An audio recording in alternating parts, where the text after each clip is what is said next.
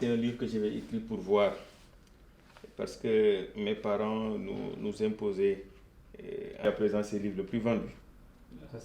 Parce que je dis que bon, au Sénégal, on est plus de 5% et qui a battu le record des intellectuels qui ont participé.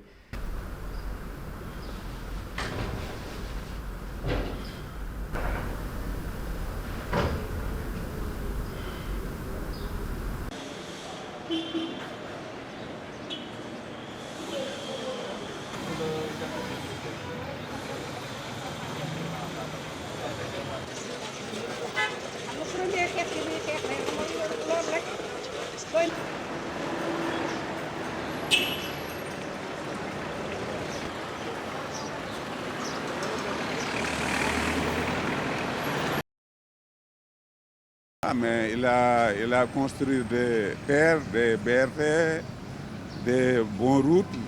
Ça, vraiment, on est apprécié cela. Mais en matière de démocratie, vraiment, en matière de bonne gouvernance et gestion d'équité, ça ne va pas du tout. Parce que fait condamner Karim Wade, fait condamner Khalifa Sall, fait condamner Sonko et Diomaye, vraiment, c'est des bilans négatifs, complètement négatifs. Mais la vie est chère partout, mon frère. Nous, on voyage. On a fait quelques pays dans les sous-régions. On voit que la vie coûte cher par rapport aux autres pays. Au contraire, ici au Sénégal, le président, il a beaucoup subventionné par rapport au coût de la vie. C'est le changement qu'on veut. On est avec Sonko Diomaye. On vote pour Sonko Diomaye pour un changement. C'est un président dictateur. Il ferme les gens. La nourriture, c'est cher. Le Sénégal, c'est un pays de pauvres. C'est ça. En 2012, il disait que construire des infrastructures, c'est la chose la plus simple. La chose la plus importante, c'est investir sur l'humain. Mais malheureusement, 2 ans après sa gouvernance sobre et vertueuse, il a décidé d'investir sur les infrastructures. On en a besoin, mais pas à n'importe quel prix. Et malheureusement, on en a ces infrastructures-là, comme le TER, comme le BRT, comme Air Sénégal, qui sont toutes des infrastructures déficitaires et donc sous perfusion. C'est-à-dire qu'on a emprunté beaucoup d'argent pour les construire. Chaque année, on doit y mettre beaucoup d'argent pour leur entretenir. En termes d'indice de développement humain, le Sénégal a quitté la 154e place pour être à la 169e place.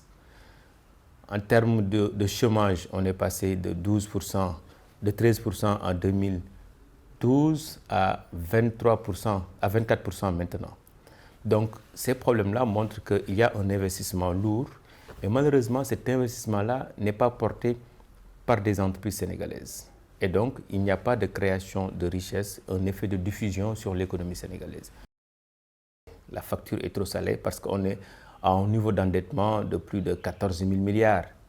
Alors, dans les critères de convergence, on ne doit pas dépasser 70%. Aujourd'hui, on est à 76%. Et quand on est à 76% du niveau d'endettement, c'est un problème. On perd un levier. La deuxième chose est qu'aujourd'hui, on est en train de subir une crise avec l'aspect politique. Et l'économie n'aime pas l'incertitude.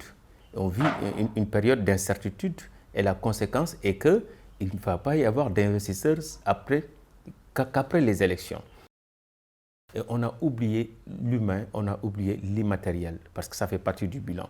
Et le président pensait qu'on l'a choisi pour construire, et donc nous devons quelque part choisir même son camp ou bien lui permettre d'avoir un 3e mandat parce qu'il a fait des infrastructures lourdes. Or, l'humain, c'est ce qui est absent dans le bilan du président Macky Sall.